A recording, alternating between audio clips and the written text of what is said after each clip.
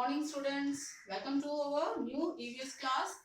हम question answer complete करेंगे chapter 1 के। मैंने आपको होमवर्क में वीडियो भेजा था क्वेश्चन आंसर का, optional type question, multiple choice question की मैंने वीडियो बना के भेजी थी, शायद आपने अपनी कॉपी में कर लिया होगा। फिर भी मैं एक बार फिर से रिपीट करती हूँ।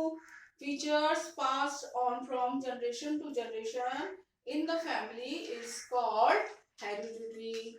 इसका फर्स्ट का आंसर है हेरिडिटी। दूसरा, write the name of any two scientist who work in field of genetics. Answer है जॉर्ज जॉन मेंडल और डॉक्टर हरगोविंद खुराना। इन दोनों का जो है फिल इन द ब्लैंक्स में आपको वो दोनों के नाम लिखने हैं। Number 3, hereditary symptoms are received from, option दिए थे paternal grand parents, maternal grand parents, parents और डी ऑल।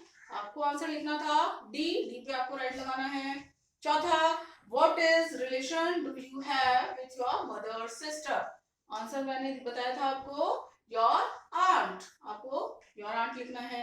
नंबर 5 जो था उसको मैंने बताया था आपको कि मैं आपको बोर्ड पे समझाऊंगी उसको। तो व्हाट इज डिफरेंस क्वेश्चन है, what is difference between joint family and nuclear family. तो इसका जो मैंने ये क्वेश्चन लिखा है, what is the difference between joint family और न्यूक्लियर फैमिली। तो पहला है जॉइंट फैमिली, इसका जो आंसर है joint family is a type of extended family which consists of parents, their children, grandparents, uncle और cousin। तो जॉइंट फैमिली जो होती है, आपको मैंने चैप्टर पढ़ाया था तभी बताया था कि जो जॉइंट फैमिली है उसमें grand parents, uncle aunt, cousin brother sister, parents और आपको उस फैमिली में एक साथ रहते हैं, उसको बड़ा परिवार कहा जाता है।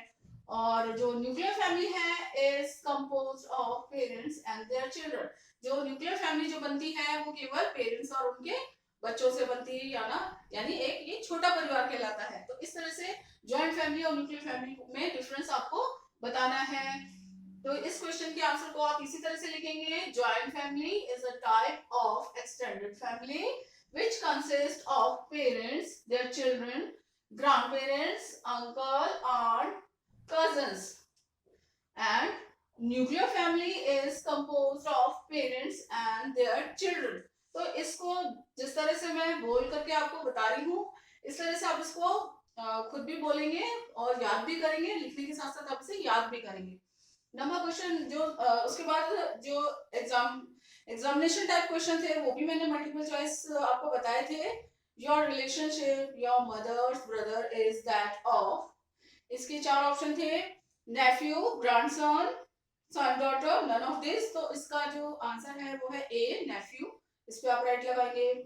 Father of your father is your uncle, grandmother, grandfather, maternal uncle तो आएगा ग्रैंडफादर। इसका आंसर है सी, ये आपको राइट लगाना है।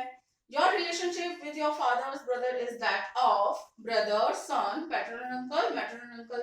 यानी आपका जो भी रिलेशन है अपने फादर के ब्रदर का, यानी पिताजी के भाई का, तो वो पैटर्नल। मैंने बताया था आपको फादर की तरफ के जितने भी रिलेशन होंगे वो होंगे पैटर्नल, और मदर की तरफ से जितने भी रिलेशन होंगे वो होंगे मैटरनल। यहाँ पूछा है फादर्स ब्रदर, तो क्या आएगा इसका राइट आंसर, पैटर्नल अंकल। तो सी में राइट लगाना है आपको। नेक्स्ट क्वेश्चन है fourth, in a nuclear family children are brought up by, option है parents, paternal grand parents, maternal grand parents and uncle.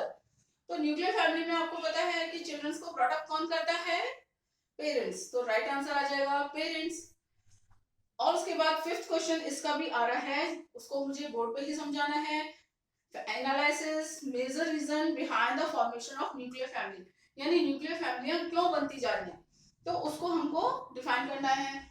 ये दोनों क्वेश्चन के आंसर मैंने बोर्ड पे करे हैं, इसका स्क्रीनशॉट मैं आपको भेजूंगी। आपको ये दोनों क्वेश्चन भी अपनी कॉपी में उतारने हैं।